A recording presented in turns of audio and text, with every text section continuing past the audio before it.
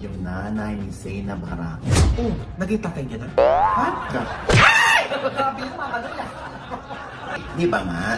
Dahil naging magarbo and grande yung kasal ni Zainab Harake at ni Bobby Ray Parks. Yes. Ay, nako, di ba? Ang chika naman ngayon ay parang inis na, dinedma ni Zainab, yung nanay niya. Na nasa gate na, pero kabiling-bili na ng guard, huwag papasukin yan. Kaya wala na raw nagawa ang nanay, kundi umalis na lamang. Eh, gusto pa naman daw ng nanay na sorpresahin ng anak. Siya pala daw ang nasorpresa. Oh, Di bakit ba? nga ba? Tapos yung iba lumalabas na bakit ganun si Zainab, pinabastos ang nanay, dinided mo yung nanay, eh kasal niya yun, pinakamaligayang araw niya yun, tapos yung nanay niya wala. Oh. Oo, may nagpakita ng resibo. Na ano? Oo, nandun yung invitation. O yung pagkakasunod-sunod ng pwesto. Oh. O nakasulat doon yung mother of the groom, mother of the bride. O anyway, yun na nga.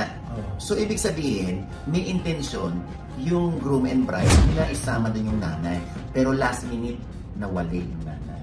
Saan napunta? Wala sa akin. Ha? Hindi. Talaga ba? Oo, hindi.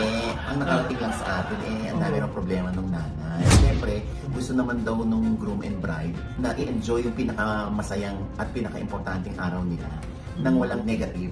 So, negative yung nanay, te? Sa palagay mo, kung positive yung nanay, wala yan to. Ha? Siyempre, andun yun. Oo. Ako naman ay naniniwala, no? Na parang siguro, baka naman pwedeng aralin ng nanay, na-analyze na bakit nagkakaganon.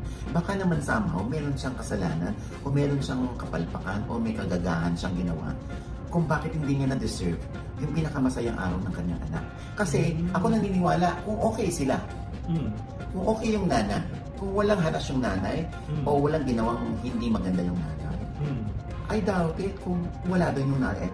Andun yung nanay, definitely. Kasi anong dahilan? Andun nga yung tatay. O, andun nga yung mga kaibigan. Kaya kung mapapansin mo, no, hindi nagsasalita si Zainab ang partido niya. Kung bakit wala doon yung nanay. Dahil feeling ko, pinoprotektahan nila yung nanay. Ayaw nilang may masabing masama doon sa nanay. Oo, kasi at the end of the day, nanay ko pa rin yun. Bakit ko naman kailangan sirain? Ba't ko kailangan pagsalitaan ng masama? Di ba? Kasi ayaw lang namin talagang masira siguro yung kasal namin. Kaya hindi kami nagsasalita. Sinabi ni Zainab yan, te? Sinabi ko, hindi mo narinig. Ako nagsabi, Chaps. Kasi di may pagka-Zainab ko.